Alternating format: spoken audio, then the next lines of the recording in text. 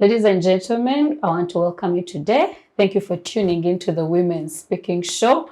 Today I have a panel of amazing women who have been at the front line, in between, and even in the background of our political environment. And we are going to dive into a conversation around the Soroti East by election, putting a little bit on the Mao Museveni collaboration, and we see what it speaks for the politics of Uganda. And today on my panel, I have the formidable Deputy Lord Mayor Nyanjura Doreen, who sits on the neck of FDC. Yes. She is a political activist as well. Welcome to this show, Doreen. Thank you so much. It's always a pleasure being here. Thank you so much for serving the nation. Personally, don't take that for granted. Maybe just to add, I'm also the chairperson, Red Card Women Brigade. Yes. Yes. I felt that was very important. Very important, because now we're in the red campaign era now. And next to her is Honourable Amony Alice, who is the chairperson, Women's League FDC Nakawa. Welcome. Thank you very much. It's a pleasure to always have this kind of space to talk about matters that really concern the citizens, Ugandans, and especially the mothers of this nation. Exactly. It is very important. Welcome to this show. Thank you. When I look at both of you, I think of the jail time that you've done, and we want to dive in. It's sad, but it has happened. We want to dive into the politics of that as well. Next to her is Miss Charity Calebo, and she is the ED for Electoral Laws Institute. Charity is also an elections observer. I think in the life that I've known Charity, I've known her as a formidable election observer. She'll tell it as it is, and she'll speak truth to power. Welcome, Charity. Thank you very much, Gloria. A very good morning to everyone that is watching us. Most certainly happy to join forces with the women on this platform. Thank you very much. And maybe last but certainly not least, I have Joyce Adikini, who is the clerk to the National People's Assembly, FDC. Welcome to the show. Thank you very much. It's an honor to be here, and I thank the Center for Constitutional Governance for giving us this platform. As women and young people, we can't take this for granted. True. I look forward to interacting with the panelists and to Charity, who are meeting for the first time. Yes. Ladies, I don't want to take it for granted that we went through last week. It was quite a journey for us as a people of Uganda, but then also as political actors within the region. I want to begin this conversation with you, Doreen, on painting for us the picture of what happened in Soroti as that election went by. I know it was, if I do a fast forward, it almost looked like the campaigns went well. It almost looked like the campaigns went well. And in one night, it was tipsy-turvy. So maybe just to paint for us a picture of what that was, because you were there in the center of it all. Actually, what happened is what the cameras were unable to capture. What happened is what the people that were not in Soroti were unable to see. Yes. What you saw that was captured on camera, really, that was just a tip of what happened in Soroti. Personally, I was in Soroti from Monday, and I attended our final rally. And of course, it was exciting. We had a lot of support. Yes. Dr. Civic was there. Bobby Wine joined us. Yes. And I can tell you'd move around Soroti town. You couldn't see the person at the back because the crowd was so huge. I remember passing the venue where the NRM rally was taking place. And the NRM people who were there, the few actually disappeared, and some joined our rally, our procession that was moving around town. And of course, people are wondering what has happened. This time around, everything seems to be peaceful. Yes. And in my mind, I don't know, my instincts told me these people are simply fooling us. They were preparing for us. And indeed, that came to pass. On Tuesday, I was part of the delegation that went to Soroti University to receive a briefing from the Electoral Commission. Yes. And of course, we raised several concerns given that we have been in these elections and we know what exactly transpires. and we received assurance. We are reassured, you know, by the Chairman Electoral Commission. We are reassured by the security team there. But trust me, everything that they said, the opposite was done. I remember us complaining about numberless cars, you know. But I mean, that very day, they were everywhere in town. Yes. That very day, they were everywhere in town. We talked about arrests, and they assured us everything was going to be okay. Actually, the chairman Electoral Commission said he was the one in charge, and not the police. Yeah. Fast forward, I think the commotion was started by the Prime Minister, and I said this with a lot of pains, me Nyanjura, being a gender scholar and someone who loves seeing women in power. Yes. I think we have never seen a woman that has let down this country like our Prime Minister Nabaye. I mean, she's really stooping too low. There she was, a Catholic, in a bar, Lions Club, distributing money to fellow women, reducing them to 5,000 shillings.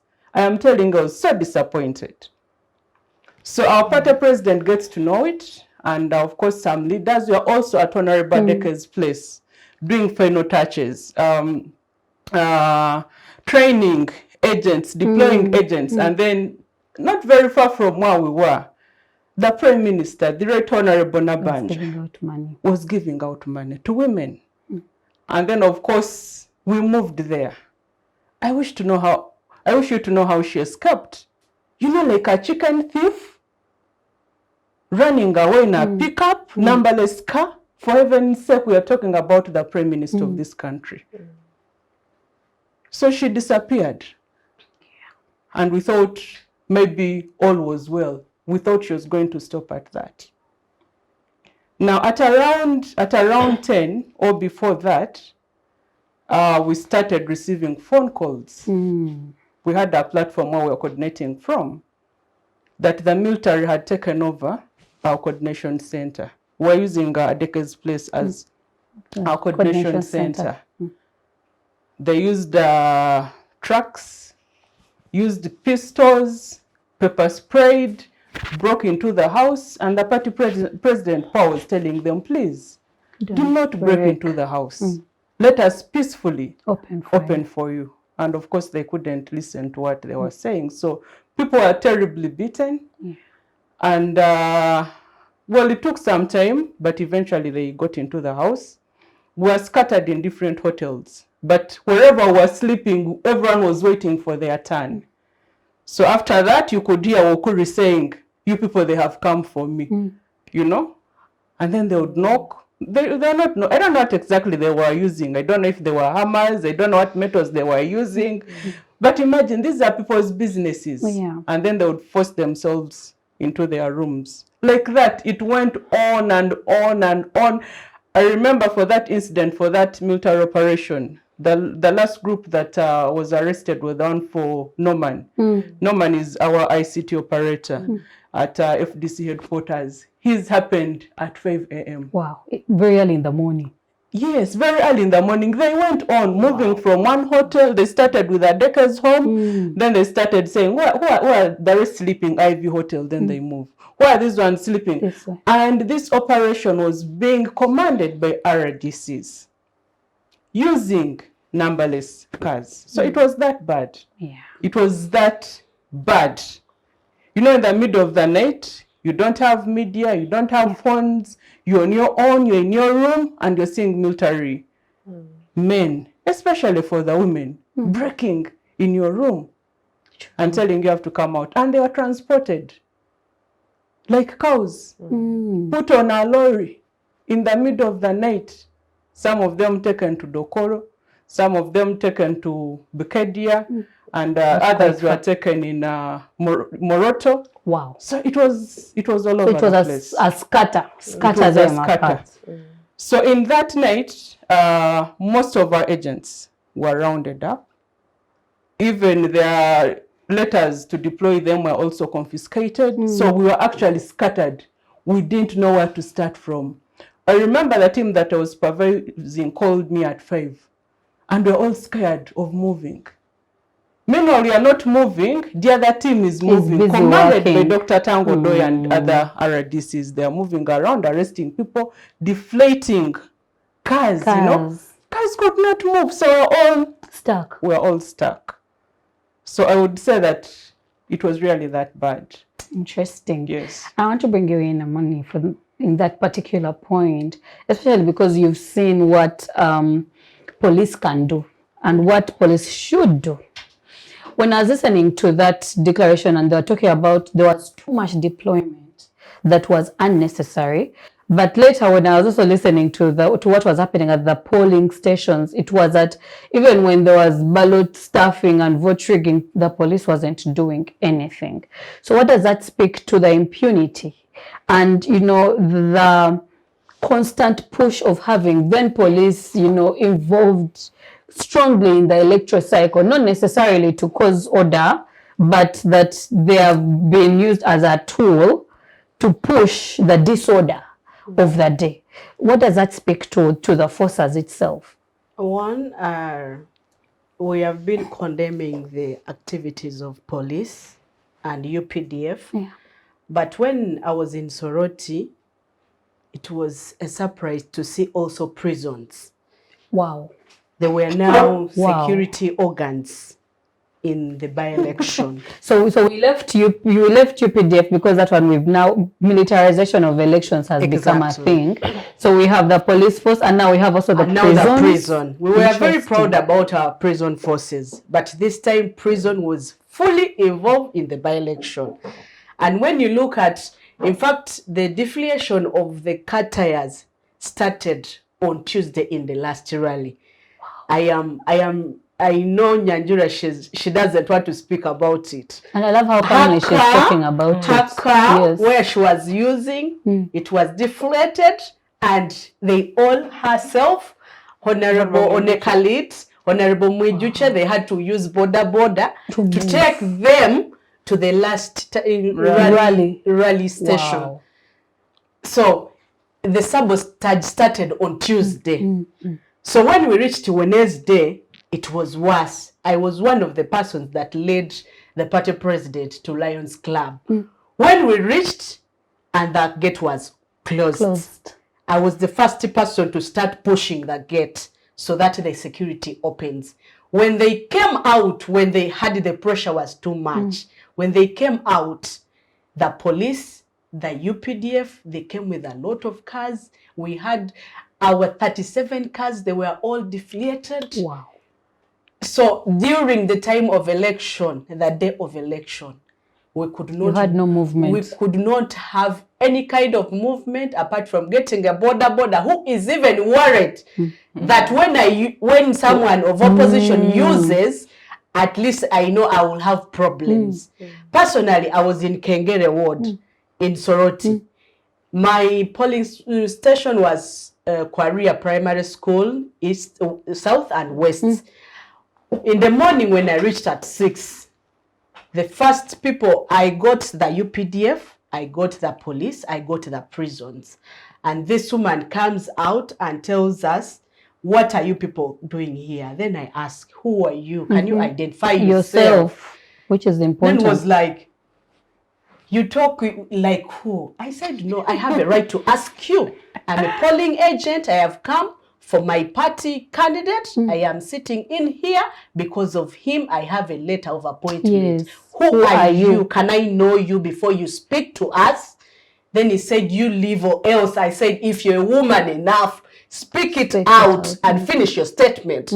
Be clear or else what? Then you see what is going to happen now. Then he saw I was tough on it. I was very tough. She just had to move. Yes. When she moved away, I told my other colleagues, get the other polling agents. When we joined, we go to the different polling stations. There were 3 polling stations in that particular area. So when we started, the first person to come to ask for Honourable Alice, my father was in UPDF. He's now retired at home. And most of the soldiers, I know them. He came in non-uniform and asked, who is Honourable Amony Alice? Personally, I told them, Honourable Amony Alice is in Tijambia. Police station. That is where she's keeping what's from. Then they left. What was the problem?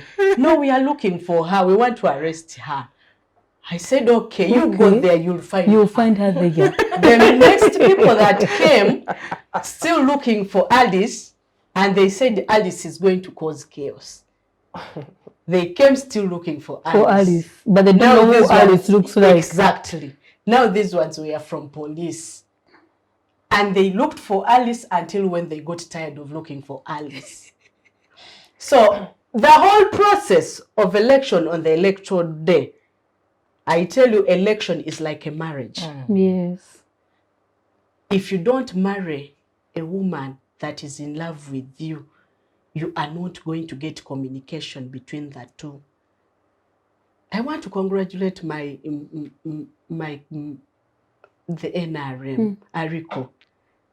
Congratulations upon marrying a woman who does not love you. Because this was first love. This is first love.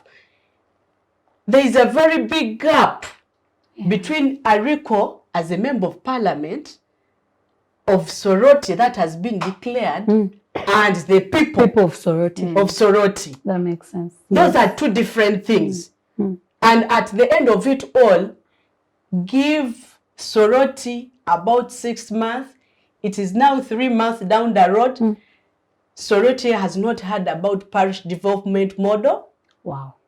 Give it 6 months down the road, Soroti is not going to get any information about parish development model. Then you expect because you forced onto the people, the legislator onto them, and you think they are going to have a service. Makes sense. Before it's declared clearly what is not supposed to be happening in Soroti.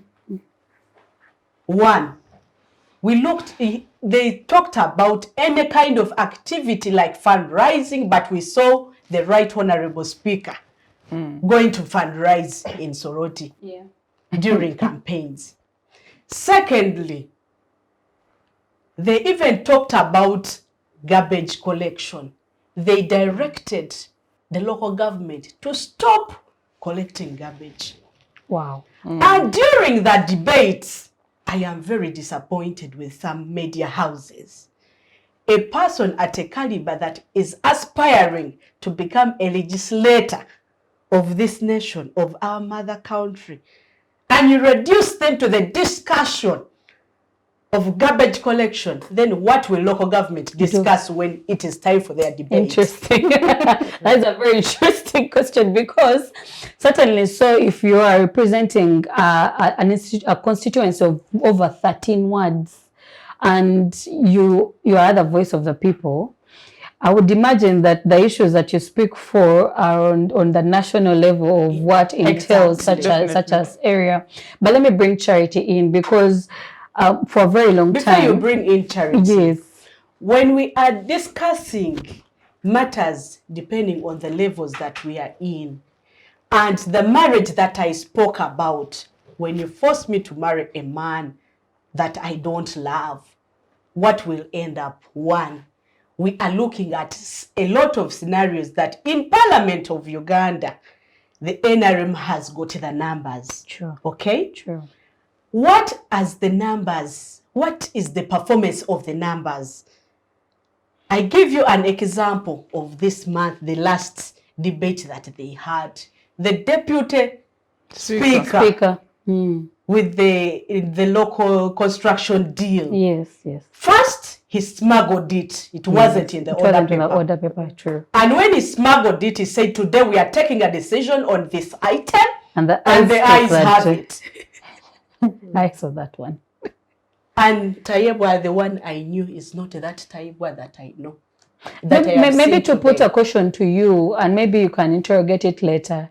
Do you certainly believe that the legislators that sit and represent the NRM represent the people? No. they don't represent the Exactly. people because most of them come in with the power of the state. They don't even represent themselves, actually. Exactly. So it's very.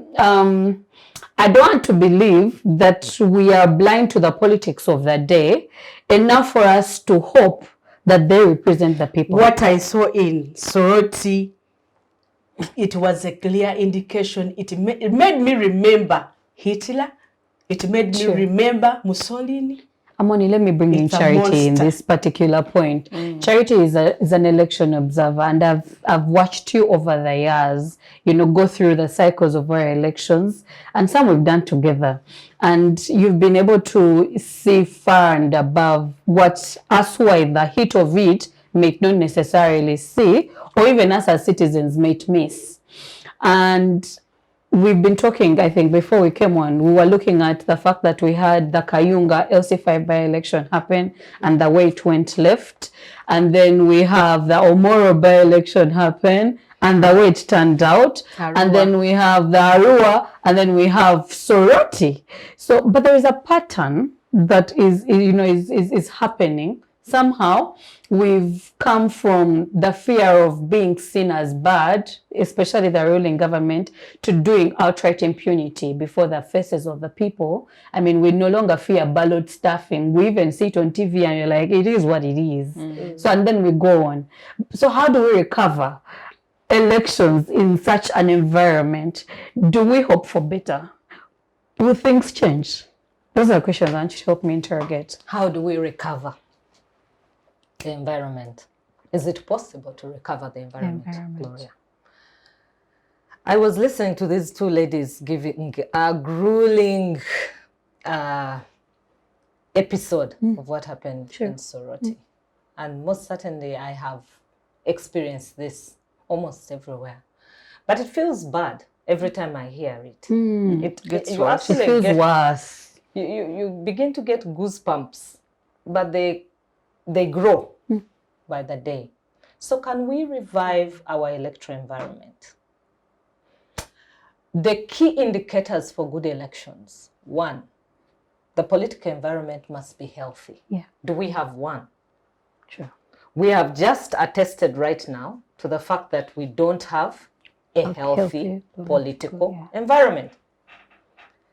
The second tenet for a good election is the legal framework. What framework are you working with? And the legal framework was the reason we had the Soroti East by-election. Why was this administrative unit being created in the first place? Exactly. Yes. It wasn't the problem of Atan. True. It was a problem of the Electoral Commission vis-a-vis the Parliament and the local government. Yes. So they create an administrative unit, and then the judiciary, which is mandated by Article 126 to serve the people of Uganda, decides to rule and say, no, let's go back for an election. Now, the judiciary will usually rule based on the evidence produced for them. And the judiciary states that they overwhelmingly showed them evidence that more than 5,000 voters had not participated in 2021.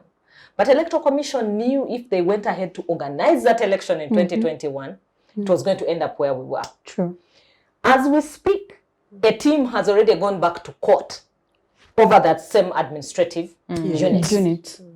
So are we going to keep going back and forth? Where does the taxpayers' money go? True.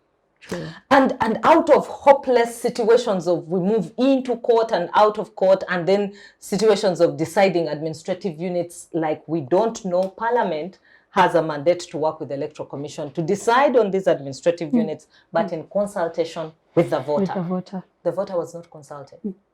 The guys in Opuyo kept asking, so are we for West? Are we for West or are we for East? Are we for East? And so we are going to elect, fine. But are we for West? Are we for East? And the NRM candidate promises them and says, look, after this election, I'm taking you back to the West. To the West. Yeah. What is that? So, I mean, this whole process, can we redeem? I think we are tangled and twisted Have you ever seen Charlotte's web? A web that is confused like this. That's where we are. So to take out one weave from the other to create a good weave is going to take quite a bit of time. The third tenet of a good election, because this election, no matter the result, was a fraudulent election. So even if FDC had won this election, the process was already fraudulent. It was rotten. Once the process is rotten, no matter what comes out, it is bad. True. You need a clean process to announce a good leader. So the third tenet for a good process is the whole question of no violence. Was there violence in Soroti? Yes. Was it pronounced all over? Yes. And who did it? Security operatives. And comes the fourth tenet, the overbearing power of security forces. Why are they in elections? Article 38 mandates citizens to participate in the governance of their country. True. Article 59 says you have a right to vote. In 2021, we saw 7.7 million Ugandans staying off the polls. Why? Because of violence, because people were dying. The police report put 100 people who died during the riots. 234 disappeared, arbitrarily arrested. And to some date, have never been seen. the accountability has never been done. Soroti is not unique in what happened. We saw party agents arrested in Arua. Yeah. We saw party agents arrested in Hoima By Election. Yeah. We saw party agents arrested in Omoro.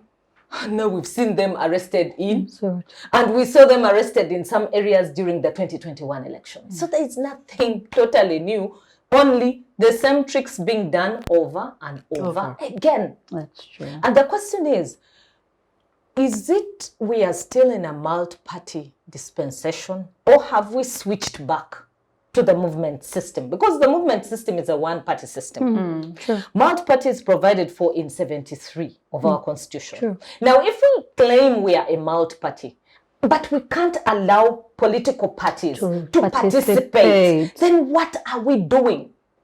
Why do we select and not give a chance for people to elect? Violence in our elections has been systematic and systemic, not systematic, systemic, like a problem that has grown from 1980. President Museveni went to the bush because of violence in elections. and he says his ballot was stolen. True. Now, what is a turn feeling like? What is the pain of a turn? How is it? I'm sure the president can relate to that pain, because it is the reason he said, enough is enough, let me. And then when he stood at parliament, he said, look, I bring with me The fundamental change. and never again will you have elections that are going to look like what happened in 1980. But are we beginning to see 1980 reproduce itself in big curves? I'm giving you the tenets, and you can. It's now your choice to choose for yourself. Did we live up to the Interrogate standard? it for yourself. Did we live up to the standard, or did we go below the standard of these requirements of election? Now, security forces, Afrobarometer released research in 2016, shortly before we did the elections of 2016, and another one before 2021. In 2016, 49% of Ugandans said we don't have confidence in security forces at elections, and we don't have confidence in the independence and impartiality of the Electoral Commission. Yes. And in 2021, the number had grown to 52%, something like that. They say we don't believe in impartiality of the Electoral Commission, we don't believe in the ability for them to deliver a fair election, and we don't also believe in the security forces. They seem to be biased. Institutions that are mandated to manage electoral processes must be fair. They must be serving the people, not some people. The Uganda police force is Uganda. So is the opposition Ugandan or not Ugandan? Maybe they are not Ugandan. True. Is NRM Ugandan or not Ugandan? You see, so what we want is a level playing field. So if we must redeem our elections or the electoral environment, there must be a level playing field. I'll tell you that Kenya, after Kenya realized they were always in violence, one election after the other. They They decided there are certain things we have to do to stop violence. That was in 2017. They said, never again can we have violence. One of the things for that handshake was over the violence issue. True. Now, before that election also was the cutting off of the hands of Mosando. All that was speaking to violence. And they said we should never see this happening. But in Makerere, the other day, a student was killed in an election. And maybe try to also to pick your mind. The Citizens Election Reform Agenda, something that you're privy to, spoke to election reforms that could be picked up on. And fast forward, when we had the Mama Mbabazi Museveni petition, part of the recommendations from court was to adopt some of those reforms, and part of the reforms was to have an independent electoral commission. Unfortunately, they just went and put their name. They just didn't, reform it to be independent. So do you think, or do you hope that we'll have, an inculcation or an implementation of the recommendations of court that speak to electoral reforms before we even go into the next by-election or the next 2026 election? Because I believe that is somewhere we need to begin to try to recover, like I said, to recover the environment. Can we push both as civil society, opposition, for the electoral reforms to happen now? Not later, not before elections, now. Because we've seen what it can do. We've seen what Soroti was like, and we don't want Soroti to keep repeating itself. We don't want Arua to keep repeating itself. Can we have the electoral reforms pushed for urgently? Civil society pushed for electoral reforms until they got stuck pushing a wall. Why? Because government is not committed to electoral reforms. Civil society actually moved to getting donors to be the ones to have dialogue meetings. And civil society moved into what we called the national dialogue process. And in the national dialogue process, the whole aim was to put together all forces, the political opposition and NRM, to have some dialogue happening. And the president didn't seem to be forthcoming. It became a problem for that dialogue. Mao, who was central to that process, you have since known what happened to him, and he seems to say he has crossed to cause that dialogue to happen. I don't know whether that will come to pass or it won't come to pass. But you see, the most important thing for us as a country is to decide, do we want to continue with things we call elections when they are not elections? Because they are not elections. Or do we want to hold them, come up with a selection committee that will continually select for us and on behalf of Ugandans who is going to represent us in parliament and in different leadership spaces as we work out a broad-based human rights-based approach to elections. Because what we are seeing is a continuous trampling on the rights of the citizens. Article 59 says you have a right to vote as long as you're 18 years of age. And the Constitution still gives us a chance to look at those elections and assess them for ourselves. Electoral Commission seems to want to say, only if we accredit you, if we don't accredit you, don't come. But I am a member of the political party. And I'm a citizen. I am also a citizen. And I feel like I have a mandate I want to observe. So if I am not a distinct observer, I'm not accredited as an observer, I can participate as a citizen. Yes.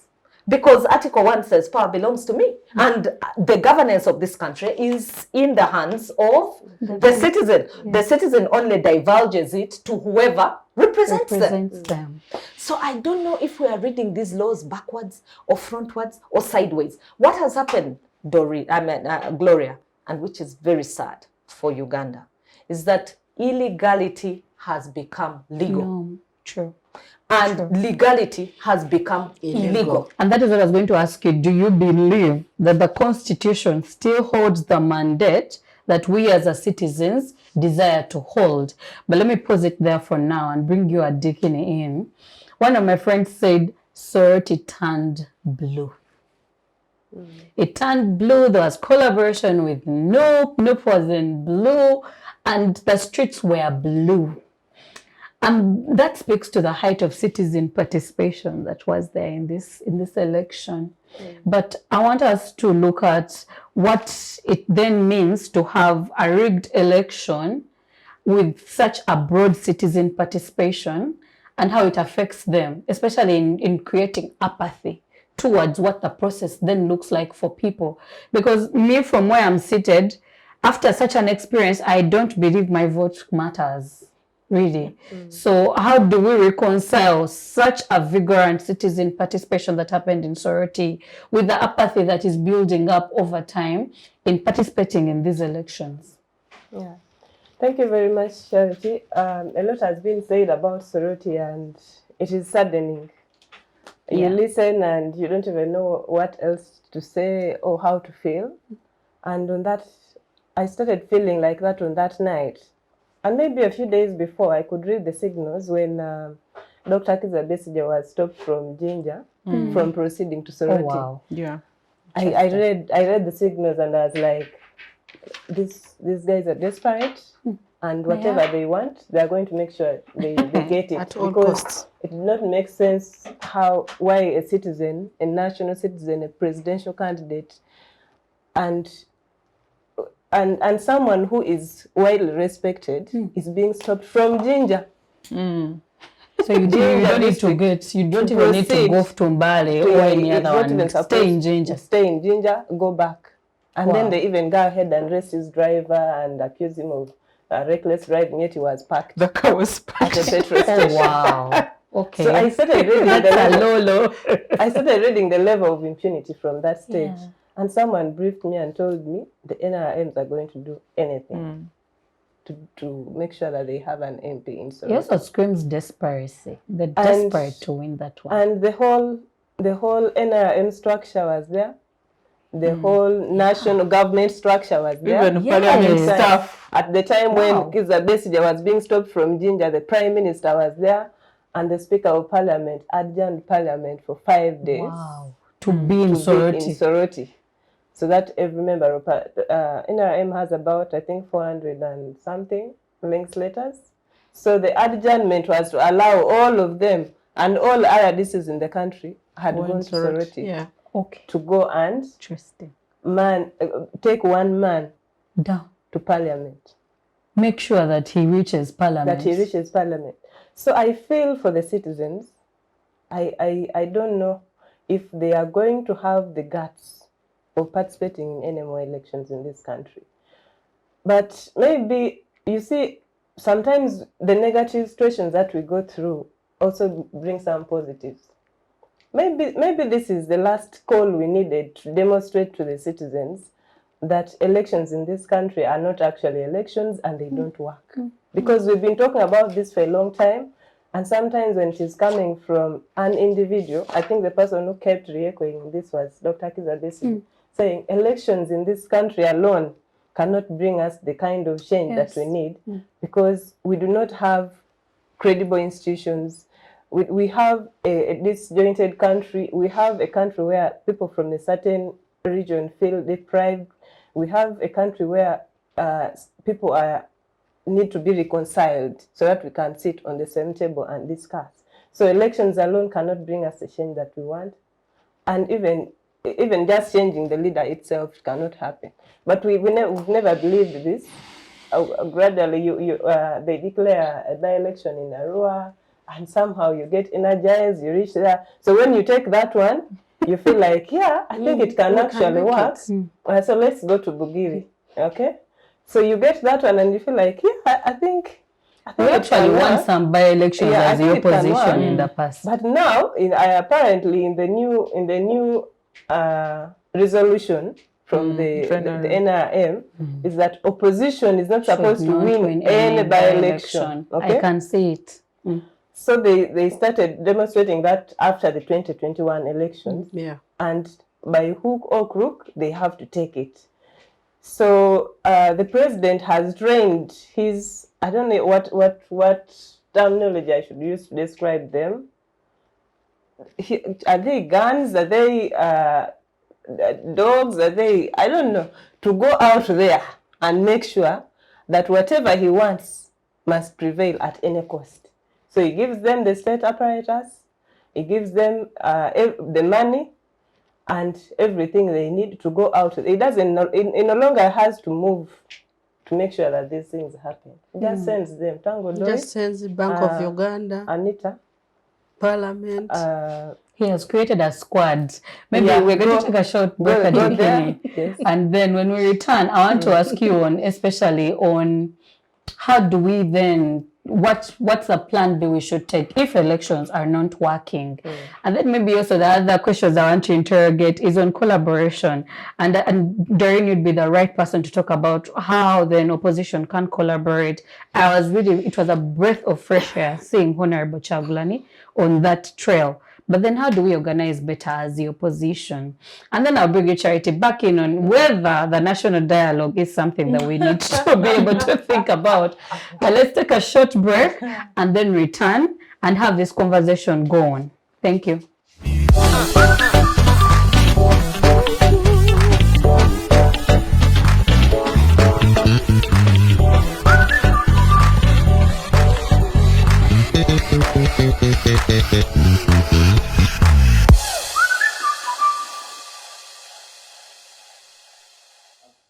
Thank you very much. Welcome back to the show. This is the Women Speaking Show, and I have very critical women in the political arena who are actively and purposefully making the change that we need.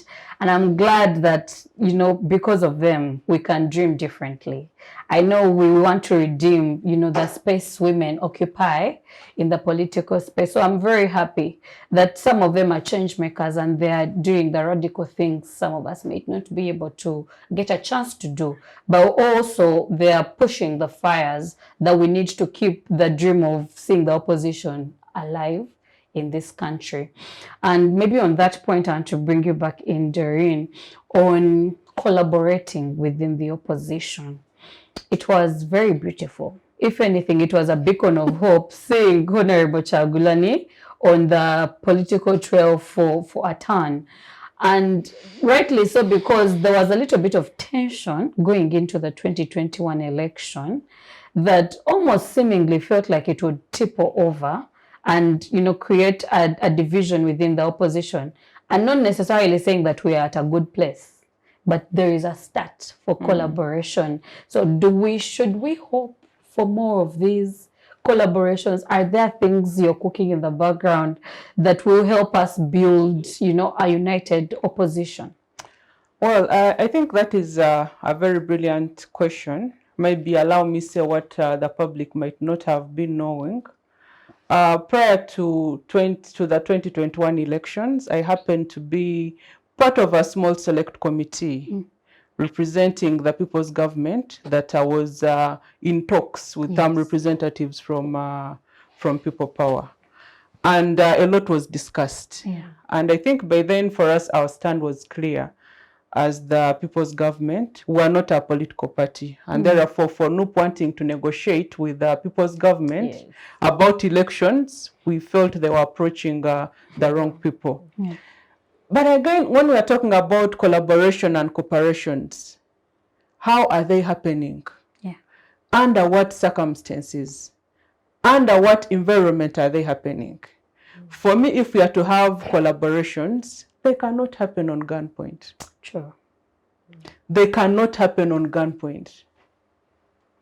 When People Power came in, you know, they came in at the start of everything. They came in by rubbishing Besigye. How they are the same with Museveni. How they are what? And for some of us, we have been mentored by this man called Dr. Kizza Besigye. And most probably he has been the longest standing opposition exactly. member. So if collaborations, if negotiations, if dialoguing must take place, then create an environment for these negotiations to take place. Yeah. I participated in the election that took place in Bujiri. And those who were there knew what exactly happened. Yeah. I participated in the elections that took place in Arua. Yeah. And I tell you, for me, that was a point when I said, is it opposition versus opposition? Our candidate, Musema Bruce, was not doing well. Yeah. I remember I left Dr. Chiza in our hotel. Myself and Ingrid, we reached the rally grounds.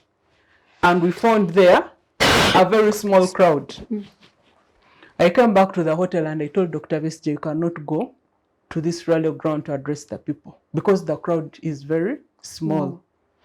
Vesje said they came here to do what? To campaign for the FDC candidate. I have to go and campaign. We moved around town. Him being Dr. Chiza Vesje, definitely he fetched some people from town and reached the venue. I remember the leader of People Power coming to our rally, and a video was circulated. Many things happen and they are not captured on camera, by the way. But this specific incident, what happened was captured on camera. And he was telling our people, ayo muveyo, oyo yakolachi, oyo yagwamu. So for me, when the environment is that toxic, there is no way you can start saying that FDC, you need to get on the table and we agree on a single candidate. So for me, the environment is very important. But I also think it is wrong for us to only talk about collaborations, cooperations when we are going in elections. Yes, true. If you're keen enough, you realize that most of the times this discussion comes up is only when we are going to elections. True. And allow me inform Ugandans that we have had circumstances where we have had collaborations and they have worked. Yeah. A case in point during the Mabira demonstration. True. It naturally happened that as the opposition, we all said, you're not going to sell Mabira. True. Number two, I remember very well during Tojukwatako. The entire opposition, we spoke with one voice, joined in together with some of the objective NRM MPs. We said you're not going to amend the constitution. So some of these things happen. And for me, I have looked at struggles beyond Uganda. In most times, it is different fronts, one struggle. Yeah. That you, Charity, you do not have to come and join me in order for us to do what? There. To bring down a dictator. That you can stay in your lane. Organize. Weaken the dictator from there, much as your NUP and I am FDC, and I also do what? And I also do my part. True. For me, I believe even if we are that united, that we are all focused on one enemy, without necessarily saying that now because we also belong to different political parties that have constitutions, that have different manifestos and objectives. I think somehow it gets very complicated. Well, in South Africa, there was Nelson Mandela, there was Steve Biko, there was Chris Hani, but their major focus was on the apartheid. When in the US, when the blacks were fighting, there were different groups. There was Malcolm X, there was Martin Luther King, there were so many people in there. And by that, they also had their differences. Yes, because I know Malcolm X and Martin Luther had their own differences. They had their differences. Sure. But they had their differences on their methods of work. And I think even here you see the same thing happening. People telling you there's democracy and we believe democracy works. People saying we believe we can go in an election and challenge the junta out of power. And then there are those who are saying, no, we believe we need civil resistance. We believe we need an uprising. So these different orientations, for me, I do not want to interpret them to mean that we are not united. True. We are united, except we are using different methods to all talk about change. And maybe let me just go a bit back on the elections.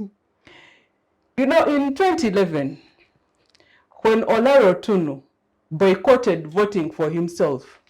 Yes. Typical of Ugandans, you know, he was rubbished. True. And everyone was like, this man, even people said, no wonder he's not even married. That nonsense that they usually say. How can he go in an election and not vote for himself, you know? But I think for Olaro Tunu, for him, he had already seen that actually his vote does not count. His vote does not count. And indeed, he has been exonerated. This is what we have been telling people. I was in Soroti.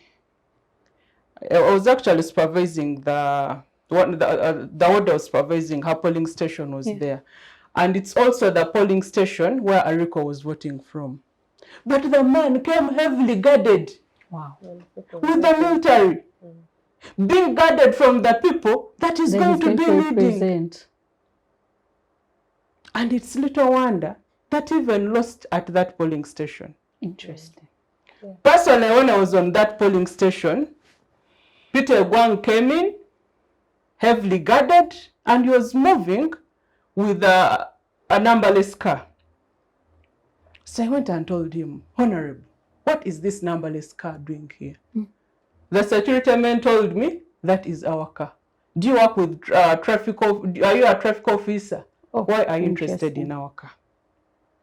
At my polling station, no, because there are many polling stations, Kengere, the area where I was commanding, we arrested one of the councillors called Mwanga Ramadan, who was in his small room distributing money to voters. Another lady called Midi took off, but Wogere was arrested.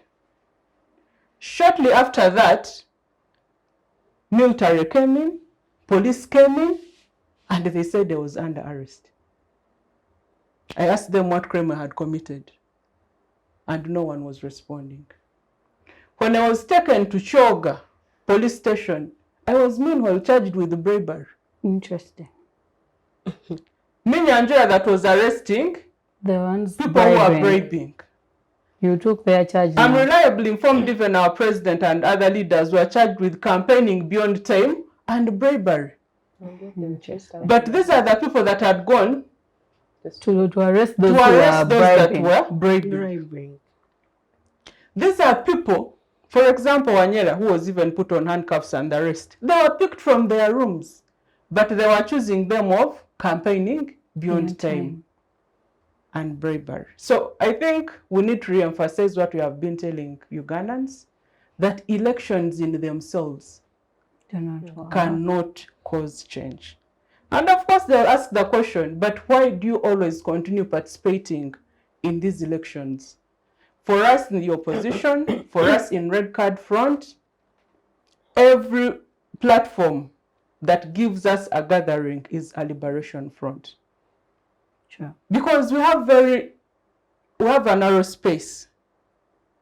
And thanks to you people, that now I am here, I can be able to do what? To talk and maybe pass on my message. Yeah. But we cannot go to most of the radio stations, you cannot go to most of the TV stations. You've seen our leaders being pulled out. Yeah. So for us, that is an opportunity to talk to people and charge them. To keep pushing. And I can tell you, I was arrested with Honourable Stella Isodo from Mungora. And he told me, wow, so this is what Dr. Weste has been telling us. So for me, going to Soroti has reawakened. It has reminded you. It has many people in Soroti are actually fully charged. Yes.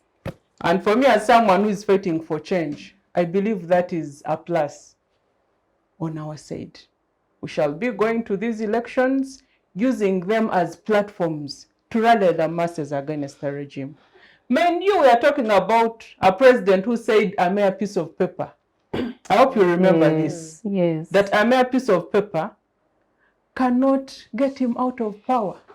So he also knows that elections are non-functional. Amony, I want to and I feel bad, let me just conclude, for us to keep referring to this as an election. I attentively listened to Charity during her submission when she was telling us the tenets of an election. Good election, true. On that election, I've told you all our agents, we had 163 polling stations, but I don't think as the FDC, we had more than 20 agents. Most of them were picked in the night. Even when we redeployed, they were picked. I remember there's one specific polling station. Adeka reached an extent and said, I have given up. She sent delegates, they were picked. Sent us another set, they were picked. Sent another set, they were picked. She sent 20 agents, And they were and they were all picked. Honourable Nekalit Dennis went to a polling station at 8 a.m. He found the ballot box already full. Meanwhile, our agents were not there for FDC, they were picked. So he asked the UPC agent, how many people have voted? 12 people had done what? Had voted. 12 people But had. the ballot box was already full. But the ballot box was already full. So for me, we cannot keep referring to this as in an election. During the briefing, we were told that guns are not allowed. Nabanja was moving on all these polling stations with the guns. Saranji was there. Everyone in NRM was there, and they were all moving free of charge. So for me, we cannot continue referring to what happened in Soroti as an election. It was just a military operation against the opposition. Interesting. Amony, Yes. it's gruesome, especially for me as a citizen, to think of if Soroti looked like that, what does 2026 promise for us? But then to pick your brain also on what Doreen was speaking about, and maybe quite also important for us to talk about, is the Mao Museveni collaboration. Like Charity said earlier, that Mao's claim is that he is taking the national dialogue agenda to the NRM and making sure that it happens. So while he has entered, into this collaboration, it is not as such that he's leaving the opposition, but that he's bringing this person on the table so that the conversation continues. And as much as we are organizing as opposition, it is very critical for us to understand where the DP stands in this point in time, in this conversation, and what it speaks to, how we are organizing differently. Because if you talk to the DP people, their argument is, we thought of ways of capturing power, and one of the ways, the alternatives that we are looking for, was that we collaborate so that we can share power. When you listen to it, it makes a little bit of plausible sense, but we know that there is an intricate nature of this politics that you cannot miss and you can't take on face value. So what does it speak for the opposition to have such a Mao Museveni collaboration happen at such a time as this? Mao Museveni collaboration, to me as Alice, it doesn't make news for me. One, let's remember the past. Semogereri, Paul Kawanga, when they initiated DP, after Museveni becoming president, they had already collaborated with NRM, and he was a minister in the cabinet of Museveni. So I think in the process when the politics was proceeding in the later days, maybe that collaboration, maybe the current DP had forgotten. And then Mao came in to wake it up. That, Mr. Museveni, we had a collaboration with you. And you have not acted for the last years. Yeah. So can you act? That is when Mao came in to remind Mr. Museveni that DP has a collaboration with you. And all Ugandans know it very well that Mao, as DP chairperson, as this president, he has been in talks with Museveni informally. But now this is just a reminder of reminding Mr. Museveni that there was a collaboration in 1980. But then what does that mean for the opposition? One, we are looking at the different platforms. The PFT, that is the Red Card campaign, that has got different stakeholders, where we have the DP bloc, we have JEMA, we have CP. We are looking at, that is a platform that they are looking at what is the future for Uganda, that I also want to interest the different political parties to involve themselves. Secondly, the NRA or the UPDF, the police, and prisons. The forces, they've also offered us an offer of Muhoozi Kainerugaba. And DP, we are yet to have Mau to tell us what he's going to offer, because DP block is in the front. So we believe when these forces come together on a platform, and I also encourage the civil society to amplify the discussion of the transition that is mainly advocated by PFT. I think it will help Uganda as a nation to have a level of democracy. I have hope in PFT discussion that what they are advocating for. But for Mau to say that he's in negotiation with Museveni, I don't think that Ugandans have hope in his joining to work with Museveni. Do you think they have hope in him being Minister of Justice? I do not, me personally, I don't have hopes. I don't expect anything, so I do not want to expect what is not there, what Mau will not offer, because Mau is going to work under Museveni. And you cannot tell me the appointing authority, you are going to work against your boss. I do not expect anything new from Mau being Minister of Justice and Constitutional Affairs. Charity, let me bring you in there, because we experienced a national dialogue, at least at a closer range. And if anyone came back with a national dialogue idea and tabled it again, it is something that is timely. It's an alternative that we could actually, look into for the future, of having not only consensus on issues that work for all of us, but on, bringing these tables together and reconciling very many entities that have so much tension together. And I know for a fact that Mao tried to use iPod to continue the conversation on national dialogue. And he has already said it's important that we talk. When you look at it from this end, as an observer that has been in the space for a while, do you believe we are headed for better times when it comes to pushing for dialogue? Dialogue. I am a believer in dialogue. Yes. And a very strong believer in dialogue. Now, the thing I needed to clear is, one, I'm not a people power supporter.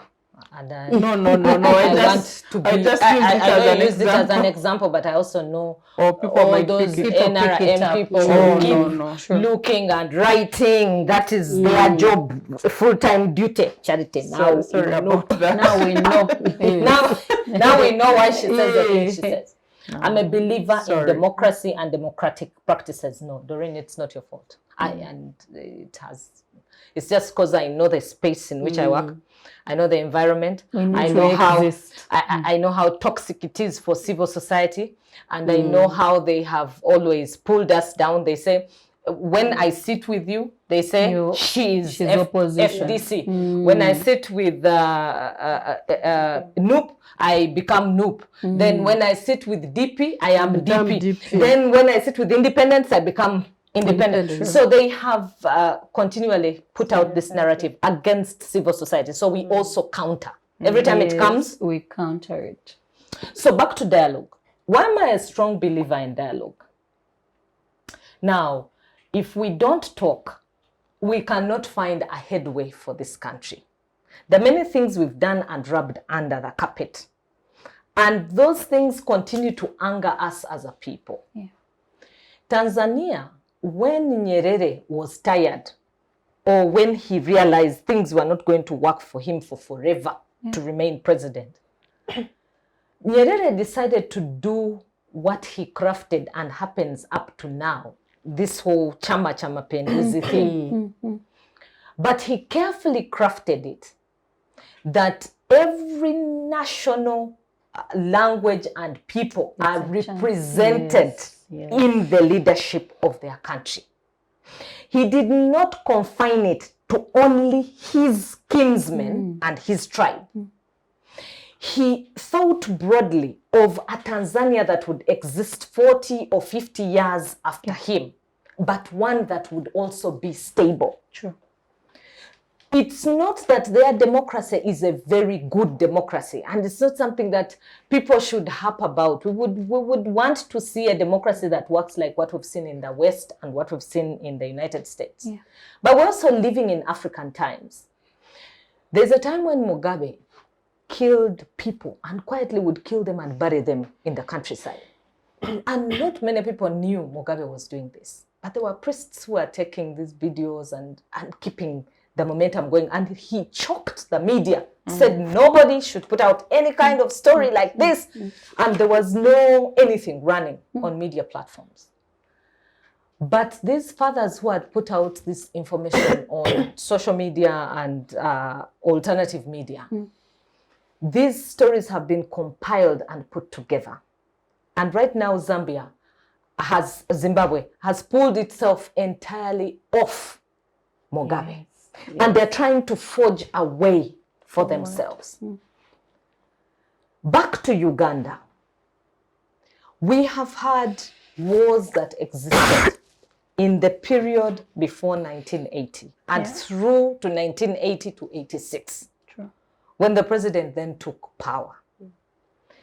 And there's been what we call relative peace from the period of 1986 to date. Relative because there are still very many pockets of violence that happen. The northern Uganda, that insurgency took a number of years. We've had Karamoja, which continually keeps coming and going. There are many pockets. So we cannot say it is entirely peace. Sure. But if we say we are so strained and all we are left with is to go back to war, because, you know, if you have a history of war, you always have it as an alternative. Remember, it is hanging on your head. Yes. That evil is hanging all over you. It is looking for how to have you back. Looming. It is looming.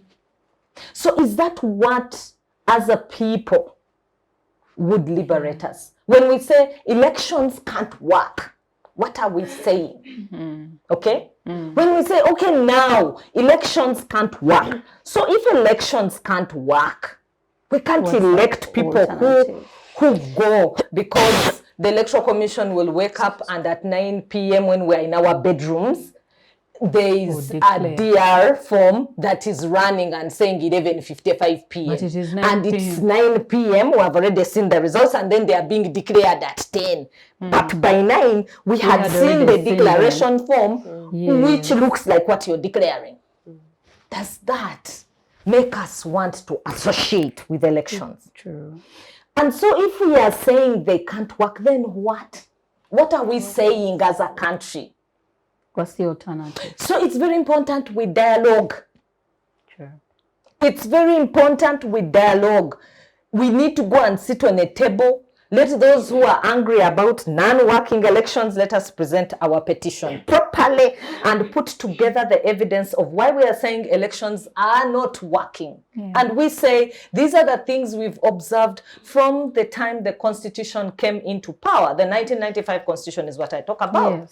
Yes, it has been amended very many times, but that Constitution still has many facets to it that can work for Ugandans. Very many facets. It still has several facets. That chapter 4 still has a lot of hope within itself, if it can be lived by. Sure. And even the president, under Article 98 and 99, if he followed what that Constitution expects of him, we still have a lot of hope in there.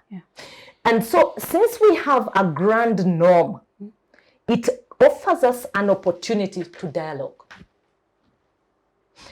That Constitution envisages us to secure our national security. What are the things that could threaten our national security? It is anger, it is violence, it is hatred. Tensions. It is those things that keep us thinking, oh, this is happening, and we're in facets. Because of that, when we go to a table to dialogue, we shall put them out. So people will say, Every time we have seen appointments, it is a certain group of people. Every time we have been in offices, for us, we've been sidelined, okay? We've been treated unfairly. And those things will all come to the table. Yeah.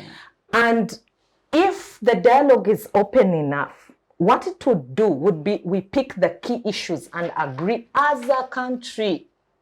How do we then move forward? Sure. Because the proponents of the previous dialogue said we need people who are trusted by all. Yeah. So we had people like Justice Ogola, who was sitting there with reverends and bishops, and then also the Muslim religious leaders. Yeah. The Interreligious Council. Why was Interreligious Council being used? Because all of us have faith in which we belong. Yes. So your representative was somehow pulling you to dialogue within those structures. Yeah.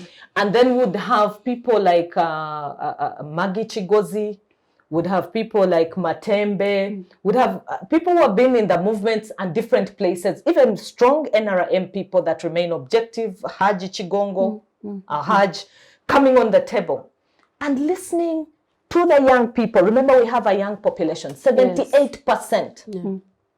And in 2021, that young population said, I don't care. True. I want to try out something. True. And they did try out. And many of them died. Because they were trying things they didn't know they were trying. I need to try. Something's good to give. And that population is still trying to find information. They have not stopped. Have they? They haven't. They're still reading. They're still researching. Yesterday, one of them wrote to Norbert Mao and said, look, when I was a young man born, you were already a politician. You groomed me. You told me there was a possibility of a good Uganda. Now you just leave us here and we are hopeless. He wrote. He put it out in the newspaper.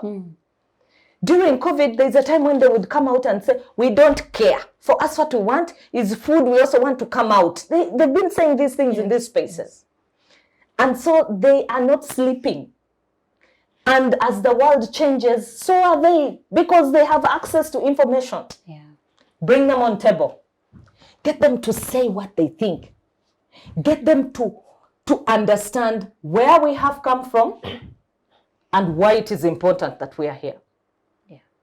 And then how do we build then a consensus around how we go forward with them in the picture? The more we relegate them, the more we believe things are okay, the more we live like it's all right, the more we wait to see what will happen. Indeed. Someone called it a storm in a teacup. That we are brewing a storm in a teacup. At some point, it's going to run over and pour out, and then you then feel the effects of it. Adikini, let me bring you in there, especially when it comes to impunity, because we can no longer imagine that it's going to change if we don't do something about it. But then what is that something that we're going to do about it? I'll bring it to Makere, and then maybe also Doreen, you can come in there. We were talking about the politics within Makere, and I think earlier before that incident, I had been at a forum with Doreen, and he was telling them it's very important that the Freedom Square be opened for you to be able to exercise your freedom as leaders. But then also we can no longer have student leaders being expelled in a university and nothing is done about it.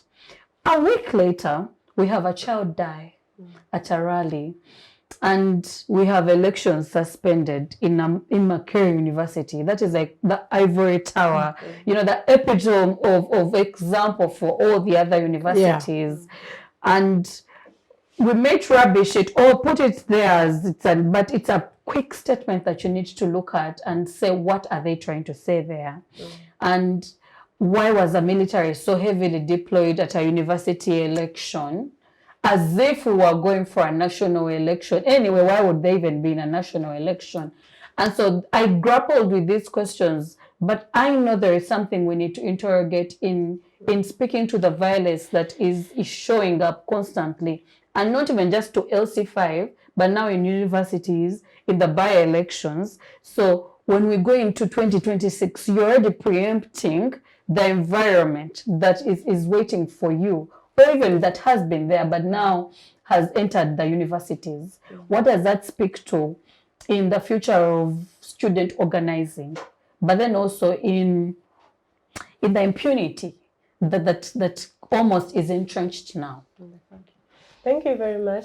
Before I go to the students' politics, I would like to compliment on what Charity has been talking about in regards to dialogue. I think in the political struggle that we've been in, we are actually pushing for a peaceful transition. Meaning we want dialogue. When we're saying elections alone cannot cause the change, and we mention the word transition, and we mention the word peaceful transition in the same sentence, we actually talk about dialogue. So actually, war is not on the table. War is not at the table for discussion. But the question is, how do we move there? How does a powerless population, a powerless citizenry, move to dialogue? Are you going to move to Museveni and tell him, look, I have accepted, you're very powerful. Come, let's reason together. Come, let's talk. Do this for us, do this for us, because he has rendered you powerless. Yes. The population in Soroti was rendered powerless. They were chased away from the polling stations. They chased them, stuffed ballot papers, moved with those ballot papers to wherever they wanted to take them. I'm not even sure if they took them to Electoral Commission offices. And they were very ready for that election, the people of Soroti. Yes, they were civically alert. And the papers were taken wherever they wanted to take them, and the person they wanted was declared. And their MP is guarded, his home is guarded, and is there. Do you think Kariko can go and dialogue with the people of Soroti? No. Because their voice doesn't determine what he becomes. Their voice doesn't determine his pay rise. Their voice doesn't determine anything in his life. He is guarded, so he goes to his home. He lives to go wherever he wants peacefully. Those people cannot go and start dialoguing with Ariko. They can only dialogue with him when he realizes that without them, he cannot achieve something extra. That is when he can now go and say, look, maybe, let me give an example in 2026. If Ariko went back and realized that now the other state apparatus is not there to take him back to parliament, he can now go and talk to them and say, look, I am sorry, I did this and this, so forgive me. But with this powerlessness they have now, they can't dialogue. So when you talk about dialogue, you have to talk about empowering the population at the same time. Yes. You have to talk about empowering the civil society at the same time, and the media. Because when all this impunity is happening, the people that have voices are all suppressed. They will go to the opposition, make sure that none of them can talk, arrest all of them, take them to prison. Then from there, the next people that are going to target is the media and then the civil society. So as a team of people who are pushing for dialogue, we have to make sure that we put enough pressure. We empower the population to say something, to say, look, we are in trouble. This country is falling apart. We can't take this anymore. Let's sit and talk. But without us putting that pressure, let us not think there is anything that is just going to fall from anywhere, and then there will be a meaningful dialogue in the country. We can engage all the opposition parties and say we are going to collaborate. But if we're just waiting to collaborate by putting one candidate out there who is going to be tortured and humiliated, and the population is made very useless and powerless, we are really not going to, that journey is not going to take us to the dialogue that we want. And maybe about the dialogue that Honourable Norbert Mao has been promising us. You see, whenever I hear him talking, I think so deeply, and I'm like, okay, does he believe that Museveni wants a hero in his government other than himself? He would maybe achieve something if he keeps quiet and slowly does something in the background. You become like Betty Olive. Yeah, to bring us some kind of a change, either in the constitution or some. But with all this attention and popularity and wanting to portray that I am the one who is going to deliver this country, I don't think Museveni is willing to give that heroic appeal to anybody. That alone can be a turn-off. So if maybe he was just a quiet person doing his things, I would believe there could be something silently tangible, that in years to come we shall remember that she did this. So talking about the impunity in elections and the Makerere University saga, when you look back to the history of Uganda, Makerere has been that first stage where every credible leader has started from. Yes. So that is where, as a nation, we groom the leaders that later on come to lead the country. Yeah. They'll tell you how the Obotes started and how they organized as students at Makerere, and how they managed to negotiate and put the colonialists out of power and reshape the agenda of the country. So when you have that kind of institution deteriorated to the extent that we have now politically, there is something that we are sitting on a time bomb, like you said earlier, because the young people who are in the university are not learning good politics, and they are going to graduate like that. And when they come out here to join the national politics, we're just going to have a graduated impunity in the national scene. And this didn't start with the current election where a student was killed. I was there in 2012 when we were campaigning for Honourable Adeke Ann, and in the final rally, a student from the Hamija opponent then was Okot from NRM. Not Okot Bitek. No. This is the MP now, Boniface. From NRM. He's now, I think, a youth MP. And a student who was supporting Okot came with a machete at the final rally. So while immediately they called Adeke Ann to go and speak, the student passed the machete. But she was lucky there was a vuvuzela that was being blown by one of the supporters next to her. Wow. So that is what was cut. And the next we had was bullets, tear gas, and everyone had to flee and leave the Freedom Square. So violence in elections at university level is something that we need to condemn because it exists. With or without involvement of the security, the students are violent. First of all, there are candidates who buy a lot of toxic drinks for their supporters. And when a student is intoxicated or any person is intoxicated, they tend to behave in a wild manner. Now, it makes it worse when the state then comes in to use that as a tool of suppressing the students' voices, because then they will bring in the police, and then whoever has actually participated in that impunity is not going to be held responsible. So then we just keep growing the same thing over and over again. And with a country like Uganda now, where we do not have credible institutions like the police and the prisons, and even the electoral, I don't believe we have the electoral commission. Because if we had one, we wouldn't have had an election like that in Soroti. But the electoral commission, actually, I was up. Maybe in some instances you'd say the national chairman of the electoral commission will just send the officers, go to Soroti and deliver this election, and still they will come back. But himself, he was there, and people were telling him, our agents have been arrested. Are you sure? No, I don't know such a thing. Our this and this. Are you sure? No, there is no such a thing. Every time there was bringing evidence about what is happening, he was countering it. In other words, he was now the spokesperson of Ariko's team. But there is rigging in that. No, there was no rigging in that polling station. And the police, there was a video circulating of a police officer stuffing ballots in the ballot box. Okay, yes. So now those are the people that are supposed to go make sure it's make sure it's free and fair. Yeah, and make sure an election is free and fair, and apprehend the students that are violent, and make sure that they are not trusted. So immediately you see them anywhere, every team is just going to start rioting. So we have a lot to do. We do have a lot to do. We have a lot to do as a country. We have a lot to do as young people. Young people, true. And if we think we are going to get it by just speaking and keeping quiet and talking, it may not take us there. We have to get out and get that. And work we have to disorganize and rearrange. That's how I look at it. Doreen, I still want to pick your brain on Makerere, specifically because I believe violence is a language.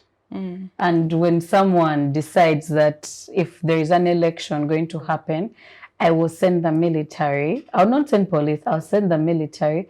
A message has been sent, rightly so.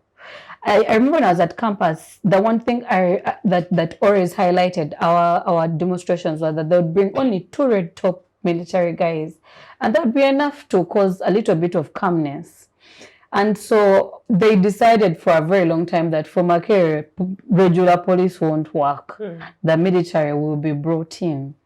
And so I believe that's a message that has been sent, because that's something you need to now start to understand, that police won't show up, the military will be the way to go.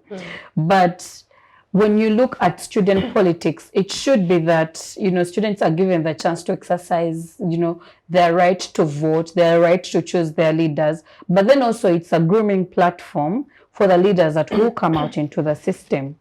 And to have a whole election cancelled, a whole guild, you know, guild council closed up, says something. And I want you to help us interrogate that. Now, first and foremost, I served as a student leader in Makerere University. I was the guild vice president 2011-2012 under Onekalit Dennis, who currently happens to be an MP for Chitugum municipality. And I have been very active in Makerere University politics, it being my constituency. Yes. I was there as a student leader, and I'm serving my 2nd term as their councillor. So I have been actively involved. Yeah. And I have seen how trends have been changing from our time and to what is currently happening. On the day that election was going to take place, I had a meeting with our flag bearer and a few of his confidants.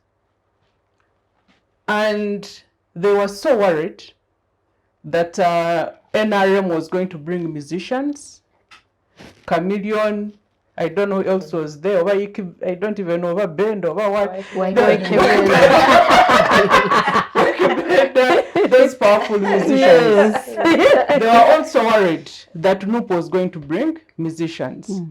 Now, we all know how expensive it is to hire a musician like Chameleon. Yeah. Chameleon is among the top musicians in this country. We all know Bobi Wine is a musician, and he has a lot of musicians in NUP.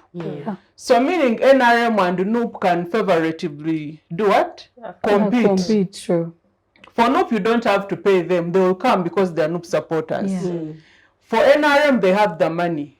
They can hire the musicians and they come. Yeah. For FDC, we have some of our musicians. We have Adams who has sung Toka Kwa Barabara and all that. So I told them, guys, you cannot keep pushing for this. Then they're like, okay, at least let us also put Shiba.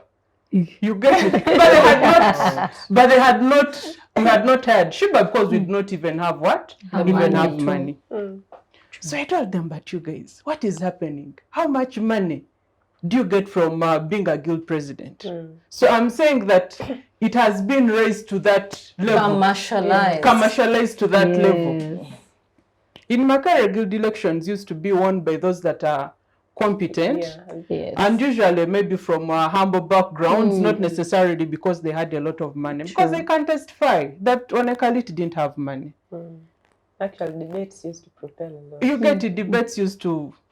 So we have been going down, we have been deteriorating. I used to sit on the university council and specifically on the Students' Affairs Committee. And a decision was taken by council that moving forward, let us take rallies away from halls, because they thought that was going to solve the problem of violence. Because of the culture ministers. For those of you who in Makerere know what exactly happens. And then they said, okay, now moving forward, we are going to find neutral grounds.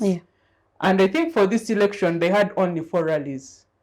There was one at Rugby Grounds, that was the final one. I think there was one at Kabanyoro. There was one that was supposed to take place in Ginger, and then there was a debate, just that. And they thought they had solved the problem. Now we forget one thing. We say Makerere is Uganda summarized, for those of us who studied Makerere University.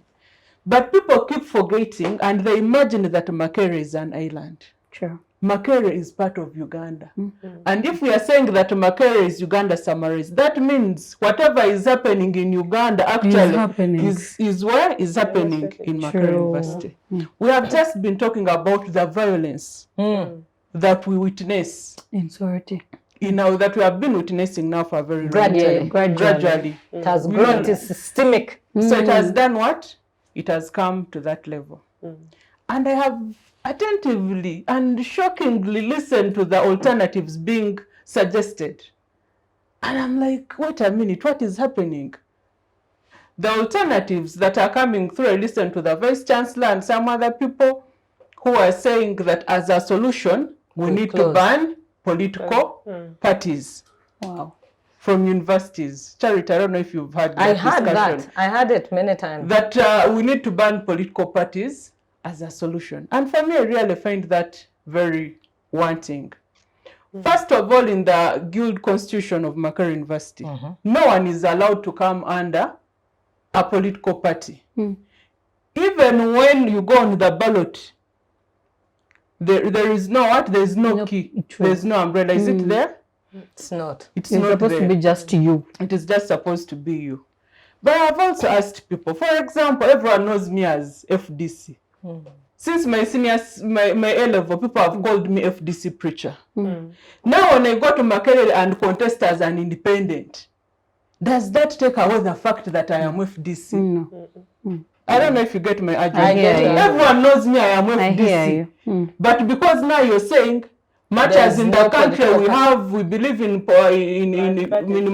multi-party politics, for us in Makere, we shall not accept that. Come as an independent. That will not make me take away your FDC. That will not take away the fact that I am FDC because everyone knows me as FDC. True. So for me, the question, the issue is violence is in the country. It is not only in Makere, and unless this violence that is happening in the country is stopped by the citizens, then trust me, it's not going to stop at that. And I heard you people ask a question, that if not elections, then what? Yes. Critical. There are many ways of bringing about change. One of them is elections. And we have tested that, and we are saying elections in themselves cannot cause change. Mr. Museveni, whom some of us are seeking to get out of power, is saying a mere ballot paper cannot get him out of power. Meaning himself and also those of us who are opposing him are saying elections can actually not do what? Get him out of power. Number two, we know there is also an alternative of war, which Mr. Museveni participated in, and citizens were killed. And for us in FDC, in Red Card Front, we are saying, no, we cannot do what? We cannot take that direction. Because after all, people were killed. But they were killed for nothing. So for us, we believe in non-violent means. We believe in civil resistance. Peaceful means, and we have seen this work. We have seen it work in Tunisia. We have seen it work in Ukraine, not now during the Orange Revolution. We have seen it work in Sudan, and we are confident it can work, that if we get a mass uprising, we can cause change to happen in this country. Personally, all is not lost. I believe civil resistance that Gandhi participated in can still have an impact and can still cause change in this country. One of the biggest crimes that one can commit in this country is contesting against Yoweri Kaguta Museveni. Dr. Kizza has been charged with rape, treason, terrorism. So it's treasonable to contest against Mr. Museveni. Dr. Kizza lost his brother, but in a very painful way. For those of us who have picked interest in knowing, at least I've talked to Frank Chehele, who was there, and what happened. When Sas got very sick, he told those responsible in Luzira Hospital, he told them, I am going to die. They told him, we have received orders from above not to give you medication. When eventually at his loss a doctor came in, they examined Frank Chihehere, they examined Darius, and they examined Sasi Chifefe, and they said the rest were sick, Sasi was very okay. And the following day, Sasi lost his life. And he told these people, he told the doctor who examined him, if I die, you're the one responsible. We all know what happened to Bobby Wine. Was he not charged with treason? Yes. Yes. How many supporters did Bobby Wine lose in this election that we have just concluded? So for me, we cannot talk about dialogue when the ground is not leveled. Yeah. That we are talking about iPod, you're killing our supporters. True. We are talking about dialogue, and our people continue disappearing. Yeah. And you're promoting those that are killing people. I still remember what Mr. Museveni said when people were killed in November. He credited his police, his military for doing an excellent job. People, we cannot be talking about dialogue under such circumstances when the ground is not leveled. Until the ground is leveled, for me, I think we can just say, oh, dialogue. I've heard you talk about Mao. This has not started with Mao. True. It started with UPC. Can any of us now pick UPC? He'll tell you there's UPC of Joseph. I know usually host him here. There's UPC of, what is the name of this council? Who is actually Their lawyer. Their lawyer. Yes, who is with us in PFT. Then there's the UPC of Akena, where the wife serves as a minister. The only difference is that maybe for Akena, for him, he was a bit liberal. And he said, no, it can't be me. At least let my wife go there and do what?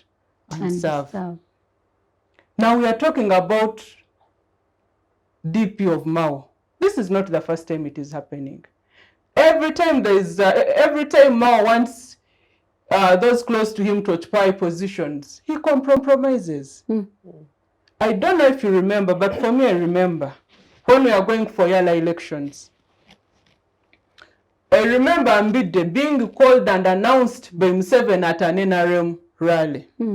True. So for me, what has happened is a repetition of what has been in the pipeline. Right. You cannot call it dialogue when Mao went as an individual with a few of his confidants. And I saw it being called cooperation between NRM and DP. DP members were not consulted. A NEC meeting was never convened. Mao got Siranda, who wants to also represent, who also wants to become a representative in Yala, and they said, we have done what?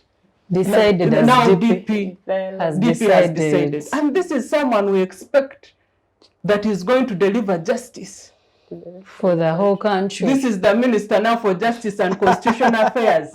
Someone who has not been respecting the slogan of his party, truth and justice. So for me, I do not expect anything new. But as I conclude, I want to tell Ugandans not to give up. Yes. That we are in a struggle. In a struggle, some people will drop off along the way. And some will join. And others will emerge. I used to admire Betty Kamya. No one expected that maybe at some point there would be a Nyanjura or Alice or Adikini. So leaders will go, but leaders will emerge. This is not affecting the people that Mao was leading. This is affecting Mao himself. And allow me give you an example. People used to say, oh, Sebagala is the one who brought Besije, Sebagala brought Besije, Sebagala Alagide. Guys, by the time Mao died, by the time Sebagala died, who was following him? No one. We have, Bet Kamya was very powerful. She was. But currently, she's also being protected from the people that used to admire her.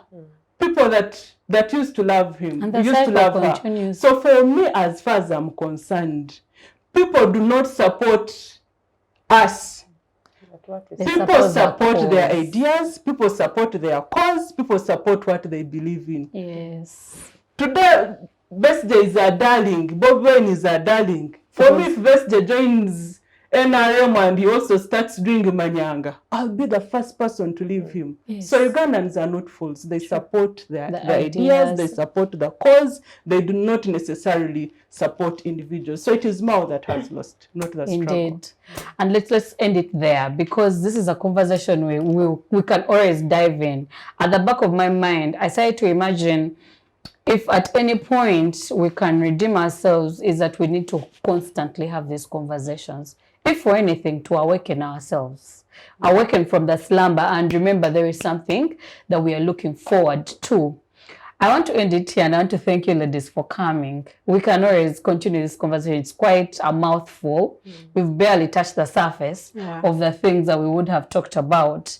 But thank you for joining us this week. Please do come back, like our page, subscribe, and continue this conversation, even in your small spaces, in your bedrooms, in your houses, on that veranda where you sit in the evenings, in the taxi when you're going home, because the liberation is going to take all of us.